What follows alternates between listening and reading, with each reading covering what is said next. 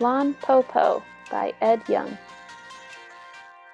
Lon Po Po, a Red Riding Hood story from China, translated and illustrated by Ed Young.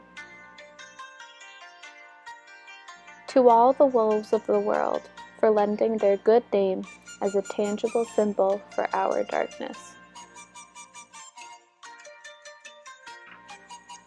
Once, long ago, there was a woman who lived alone in the country with her 3 children, Shang, Tao, and Paozi. On the day of their grandmother's birthday, the good mother set off to see her, leaving the 3 children at home. Before she left, she said, "Be good while I am away, my heart-loving children. I will not return tonight. Remember to close the door tight at sunset and latch it well." But an old wolf lived nearby and saw the good mother leave. At dusk, disguised as an old woman, he came up to the house of the children and knocked on the door twice. Bang, bang. Shang, who was the eldest, said through the latched door, "Who is it?" "My little jewels," said the wolf. "This is your grandmother, your Po Po." "Po Po," Shang said, "our mother has gone to visit you." The wolf acted surprised. "To visit me? I have not met her along the way. She must have taken a different route." "Po Po," Shang said, "how is it that you came so late?" The wolf answered, "The journey is long, my children, and the day is short." Shang listened through the door.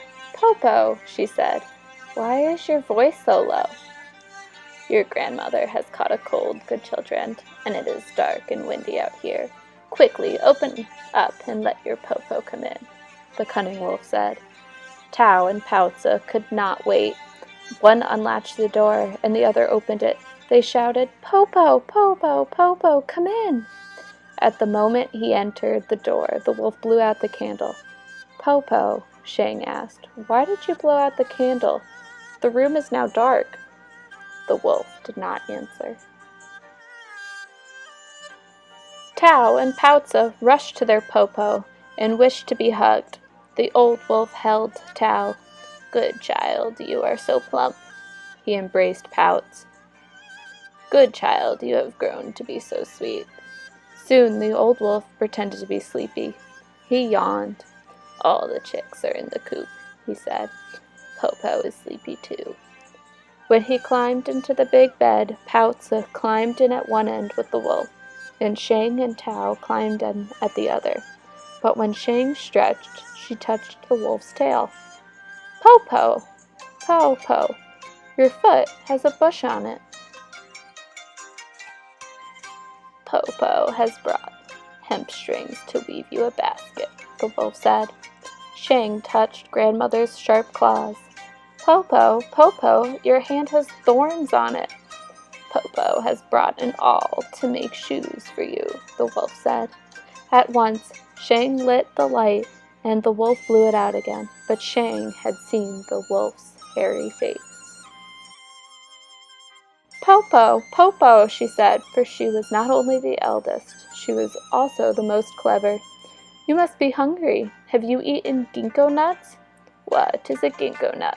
the wolf asked. "Ginkgo is soft and tender, like the skin of a baby. One taste and you will live forever," Shang said. "And the nuts grow on the top of a tree just outside the door." The wolf gave a sigh. "Oh dear, Po Po is old. Her bones have become brittle. No longer can she climb trees." "Good, Po Po, we can pick some for you," Shang said. The wolf was delighted. Shang jumped out of the bed, and Tao and Paozi came with her to the ginkgo tree. There, Shang told her sisters about the wolf, and all 3 climbed up the tall tree. The wolf waited and waited. Plump Tao did not come back. Sweet Paozi did not come back. Shang did not come back, and no one brought any nuts from the ginkgo tree. At last the wolf shouted, "Where are you, children?" "Po Po," Shang called out, "we are at the top of the tree eating ginkgo nuts." "Good children," the wolf begged, "pluck some for me." "But Po Po, ginkgo is only magic when it is plucked directly from the tree. You must come and pluck it from the tree yourself." The wolf came outside and paced back and forth under the tree where he heard the three children eating the ginkgo nuts at the top. "Oh, Popo, these nuts are so tasty, the skin so tender," Shing said. The wolf's mouth began to water for a taste. Finally, Shing, the eldest, the most clever child, said, "Popo, Popo, I have a plan. At the door there is a big basket. Behind it is a rope. Tie the rope to the basket, sit in the basket, and throw the other end to me. I can pull you up." The wolf was overjoyed and fetched the basket and the rope. Then threw one end of the rope to the top of the tree. Shang caught the rope and began to pull the basket up and up. Halfway up, she let go of the rope, and the basket and the wolf fell to the ground. "I'm so small and weak, Popo," Shang pretended. "I could not hold the rope alone." "This time I will help," Tao said. "Let us do it again." The wolf had only one thought in his mind, to taste a ginkgo nut. He climbed into the basket again. Now Shang and Tao pulled the rope on the basket together, higher and higher. Again they let go, and again the wolf tumbled down, down, and bumped his head.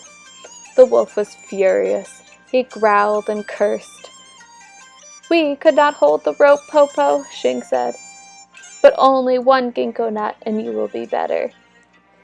"I shall give a hand to my sisters this time," Pouts, the youngest, said. "This time we shall not fail." Now the children pulled the rope with all their strength. As they pulled, they sang, "Hey yo! Hey yo!"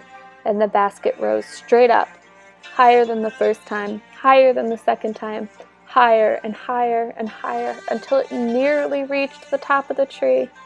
When the wolf reached out, he could almost touch the highest branch. But at that moment, Shang coughed, and they all let go of the rope. The basket fell down and down and down. Not only did the wolf bump his head, but he broke his heart into pieces. "Popo!" Shang shouted, but there was no answer. "Popo!" Tao shouted, but there was no answer. "Popo!" Pouts shouted, but there was still no answer. The children climbed to the branches just above the wolf and saw that he was truly dead. Then they climbed down and went into the house, closed the door, locked the door with the latch, and fell peacefully asleep. On the next day, their mother returned with baskets of food from their real Popo, and the three sisters told her the story of the Popo who had come. The end.